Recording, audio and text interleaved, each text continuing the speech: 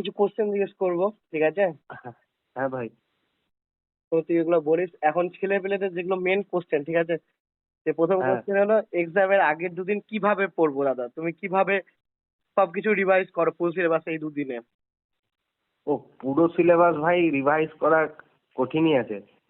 মানে important point যেগুলো previous year এসছে, বা হুম। ধর সেমিস্টার গুলো এমনি আশেপাশের কলেজগুলো যে সেমিস্টারে কোশ্চেন বানিয়েছে সেই হিসাবে যে ইম্পর্টেন্ট কোশ্চেন গুলো আছে সেগুলো বই থেকে ভালো করে পড়ে যাই ভাই। সেমিস্টার পুরো পেপার, সেমিস্টার পেপার কতটা ইম্পর্টেন্ট? সেমিস্টার পেপার মানে রিসেন্ট বছরের থার্ড সেমিস্টারের পেপারগুলো খুবই কিন্তু ইম্পর্টেন্ট, মানে কোশ্চেন ওখান থেকেই ম্যাক্সিমাম ফলো করে। আচ্ছা, আর 10 ইয়ার্স থেকে কতটা ফলো হয়? 10 ইয়ার্স থেকেও 75, 60 to 75 তো ফলো হয়। আচ্ছা। তো মানে সবার যেটা বলে রিভাইজ, কি তাহলে কি করবো? রিভাইজ কি করবো? জাস্ট মেন মেন কোশ্চেন গুলো, মানে যেগুলো ইম্পর্টেন্ট টাইপ কোশ্চেন, সেগুলো জাস্ট দেখে হ্যাঁ, নেবো, আর তার সাথে ইম্পর্টেন্ট পয়েন্ট গুলো দেখে নেবো সবকিছু, তাই তো? সবকিছুর ইম্পর্টেন্ট পয়েন্ট, ব্যাস। আর এমসিকিউর জন্য অত ভাবার দরকার নেই। এমসিকিউ মানে এমসিকিউ ওই পয়েন্টগুলোর মধ্যে থেকেই কভার হয়ে যায়, আচ্ছা তো আচ্ছা। আলাদা করে এমসিকিউ দেখার দরকার নেই। হ্যাঁ, এটাও সবার ম্যাক্সিমাম যেটা কোশ্চেন ছিল, তারা এমসিকিউ কিভাবে করবো? এমসিকিউ এমসিকিউ ওই প্রিভিয়াস ইয়ার ইম্পর্টেন্ট গুলো দেখে গেলেই তো হয়ে যাবে, ওগুলো চাপ নেই অত। আচ্ছা, ঠিক আছে।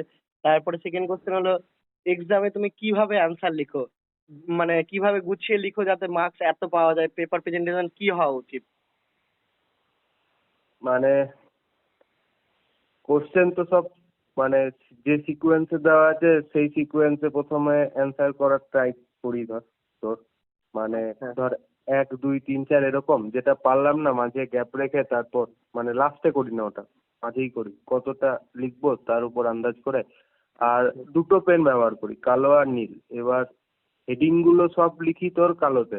হুম। মানে ধর কোনো প্রশ্ন, বুঝতেই পারছিস, ধর হেডিং এর মেন পয়েন্টটা কালোতে লিখলাম আর নীল কালিতে উত্তর। আর এবার ওই নীল কালির উত্তরের মধ্যে যে পয়েন্টটা ইম্পর্টেন্ট সেই পয়েন্টটাকে কালো কালিতে হাইলাইট করি। আচ্ছা আচ্ছা। এরকম ভাবেই লিখি। আর এক্সপ্লেন ওয়াই সবসময় টু দা পয়েন্ট লিখি, মানে তোর যেটা আছে সেইটা জানলে ভালো, না জানলে মানে মানে কিছু ভাতাই না যাকে বলে। আচ্ছা আচ্ছা। সময় কোথায় থাকে ফাটাফাট। আর ব্যাপারটা হলো, এবার তুই সাবজেক্ট ওয়াইজ, তুই মানে সাবজেক্ট ওয়াইজ বলো সবার কথা। মানে অ্যানাটমির জন্য কি স্ট্র্যাটেজি হওয়া উচিত, মানে কিরকম কত ড্রয়িং করা উচিত? ফিজিওলজির জন্য কি স্ট্র্যাটেজি নেওয়া উচিত? বায়োকেমের জন্য কি স্ট্র্যাটেজি নেওয়া উচিত? অ্যানাটমির জন্য ধর জয়েন্টের জন্য একটা বড় কোশ্চেন আছে, জয়েন্ট যেমন হুম রিস্ট, হুম হুম। এলবো, এরকম জয়েন্ট, এগুলো একটা ছবি চাই দুটো, মানে ল্যাটারাল ভিউতে বা অ্যান্টেরিয়র ভিউতে যে হাড়গুলো আছে বা ওই লিগামেন্ট গুলো সেগুলো আঁকা দরকার। আর মানে এরকম জয়েন্টের ড্রয়িং করা দরকার। আর তোর অ্যানাটমি যে সেকেন্ড পেপারটা হয় ওটা তো হেড নেক ব্রেন, হুম ওখানে ছোট ছোট ছবি আঁকলেই হয়, যেমন প্যারোটিড কিছু পড়েছে প্যারোটিডের ছোট ছবি। হুম বা ধর মিড ব্রেনের অ্যানাটমি, হুম নিউক্লিয়াস, মিড ব্রেনের একটা ছোট সেকশন এঁকে দিলেই, মানে আমি আঁকতাম এরকম। হুম হুম। আর ধর ফিজিওলজি বলতে গেলে ফিজিওলজি চার্ট, মানে চার্ট করে লিখতে হয়। চার্ট বলছি মানে তোর ওই ধর কিছু একটা দিয়েছে ফিজিওলজি, পেন পাস হয়ে মানে পুরো সামারির মতো করে না লিখে যদি তোর ওই অ্যারো অ্যারো দিয়ে, আরো দিয়ে। মানে হুম একটার নিচে আরেকটা অ্যারো দিয়ে লিখতাম, মানে এরকমই হয়তো। হুম আর হুম। বায়োকেম ওই তোর রিয়াকশন গুলো, কিছু কিছু রিয়াকশন, আর এমনি ওই কালো আর নীল কালি টু দা পয়েন্ট লিখলেই হয়ে যায়। আচ্ছা আচ্ছা। আর যেখানে চার্ট দেওয়া দরকার, মানে তোর ফ্লো চার্ট, হুম। সেটাই। বুঝলাম। এবার এক্সাম হলে কিভাবে টাইম ম্যানেজমেন্ট করো? মানে প্রত্যেকটা সেকশন ওয়াইজ কিভাবে করো, যে পার্ট, মানে 15 নম্বরে দুটো কোশ্চেন, 10 নম্বরে তিনটে? 15 নম্বরের দুটো কোশ্চেন আমি যেভাবে করতাম সেটা প্রথম 1 ঘন্টায় করার চেষ্টা করতাম, দুটো 30 নম্বর। হুম হুম। আর 30 নম্বর যেটা আছে 50 মিনিটে, মানে 1 ঘন্টার পর যে 50 মিনিট, হুম 1 ঘন্টা হুম। 50 মিনিট, 60 নম্বর। 60 নম্বরের পর আর যে 30 নম্বর আছে ওই ওটা তোর আরো হয়তো 40-45 মিনিট লাগতো, আর এমসিকিউ 10 মিনিট। আচ্ছা। আর এবার কোশ্চেন হলো যে ভাইভাতে কিভাবে কনফিডেন্টলি অ্যান্সার দাও?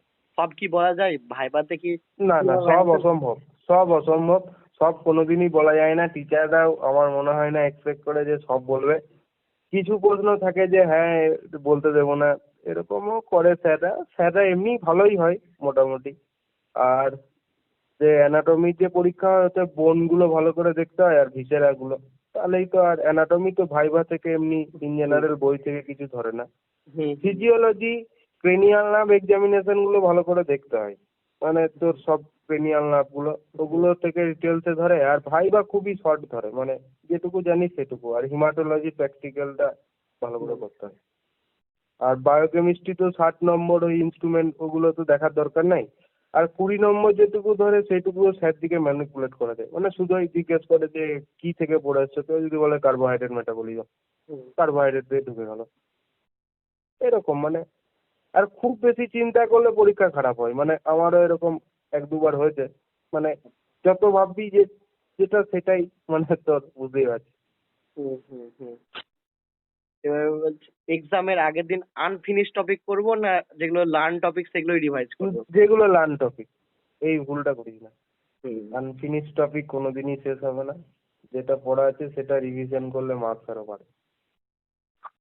আর বলছি সবকিছু ভুলে যাচ্ছি, রিভাইজ করার টাইম নাই, কি করব? মনে হচ্ছে কিছুই মনে হ্যাঁ, থাকছে না। ওরকম ওরকম মনে হয়। রিভাইজ করলেই মনে থেকে যাবে। ওরকম যত পড়বে ততই মনে হবে ভুলে যাচ্ছি। আর তারপর লাস্ট 10 ইয়ার্স কি ইনাফ প্রফের জন্য? তার বাইরে এলে কিভাবে সেটা হ্যান্ডেল করব? প্রথমে ওই সাবজেক্টের কিছু কিছু তো কনসেপ্ট সবারই ধর তৈরি হয়েছে, প্রপ হুম দিয়ে যাচ্ছে। হুম হুম এবার লাস্ট 10 ইয়ারের বাইরে এলে, মানে ধর কোনো একটা টপিক, ধর অ্যাড্রেনাল গ্ল্যান্ড থেকে কিছু একটা লাস্ট 10 ইয়ারে আসেনি। এবার অ্যাড্রিনাল গ্ল্যান্ডের কি কি হরমোন, সাপোজ কোনো এক্সাম্পল দিচ্ছি, কি কি হরমোন সিক্রিট করে বা কি কি ফিজিওলজি আছে, এই বেসিক টুকু জেনে বেসিক থেকে লেখার চেষ্টা করি। আমাদের বহুবার হয়েছে এরকম বাইরে থেকে, কিন্তু দিলে ওই একটা কি দুটো ম্যাক্সিমাম, তার বাইরে সবই প্রিভিয়াস ইয়ার বা কোনো না কোনো কলেজের সেমিস্টারের কোশ্চেনের মধ্যে ইনক্লুড থাকে। হুম। তারপরে মানে এটাই বলছিল এক্সাক্ট অ্যান্সার না জানা থাকলে সেই টপিক রিলেটেড কিছু লিখে দিলে কি কিছু নাম্বার দিতে পারে? হ্যাঁ হ্যাঁ হ্যাঁ হ্যাঁ হ্যাঁ, টপিক ওরিয়েন্টেড লিখতে হয়। আর আর খাতা কি স্ট্রিক্টলি চেক করা হয়? আর সেটা আমি কি করে বলবো, সেটা তো স্যাররা বলবে। Dependent sir. হ্যাঁ তারপরে এক্সামের মাঝে ছুটি থাকে না, মানে দুটো পরীক্ষার মাঝে অনেক সময় গ্যাপ থাকে না, তো হ্যাঁ, তখন এইটা কিভাবে? খুবই একটা খারাপ জিনিস। মানে যারা মানে বলে লাভ নেই, আমাদের হাতে নাই, কিছু করার নেই। মানে 3টের সময়, ধর এই 2:30-3টের সময় আমরা আসি পরীক্ষা, তারপর হুম হুম আবার পরের দিন 11টায়। আর মানে মেনলি সেকেন্ড পেপার গুলো এরকম ভাবে দিয়ে দেয়। হুম তো সেই দিন করার আছে বলতে শুধু ওই ইম্পর্টেন্ট গুলো দেখতে হবে, তাছাড়া কোনো উপায় নেই। সব হুম। করতে গেলে টাইমও পাবি না। আর মানে তোর ইয়েই বেশি হবে, টেনশনই বেশি হবে না দেখতে এটাই পারলে। তো এটাই কোশ্চেন যে কিভাবে অ্যাংজাইটি ফোমো টেনশন নিজেকে কাম রাখবো কি করে পরীক্ষার আগের টাইমে? কাম বলতে কিছু তো মানে করার নাই। মানে সবাই তো একই সিচুয়েশনের মধ্যে যাচ্ছে, তাই আর কি করা যাবে। ওটাই যতটুকু দেখা আছে ততটুকু দেখেই পরীক্ষা দিতে হবে, এটাই হচ্ছে মানে তোর মেন। ওটাই। সবার যা হবে মানে তোরও তাই হবে। কিছু বাড়তি কিছু খারাপ হবে না, ভালো হলেও ভালোই হবে। হুম। আর মানে সবকিছু যদি আমি অ্যাটেম্প করে আসি ঠিক ভুল, তাহলে কি সাপ্লি পাওয়ার চান্স আছে? আর না, ঠিক ভুল তাহলে চান্স কমই আছে। আচ্ছা ঠিক আছে, বাকি যেগুলো কোশ্চেন ছিল সেগুলো কোশ্চেন ম্যাক্সিমাম পিজির জন্য, যে দাদা পিজি কি করে পড়বো, কিভাবে কনসিডারে পড়বো, কি পড়বো কি না পড়বো। ওটা ভাই এখন নয়। সেটাই, ওটাই ওরা এমনিতে ওদের 2 বার পরীক্ষা, ওদের আগে ওই পরীক্ষাটা পাস করে যায়। হ্যাঁ ভাই।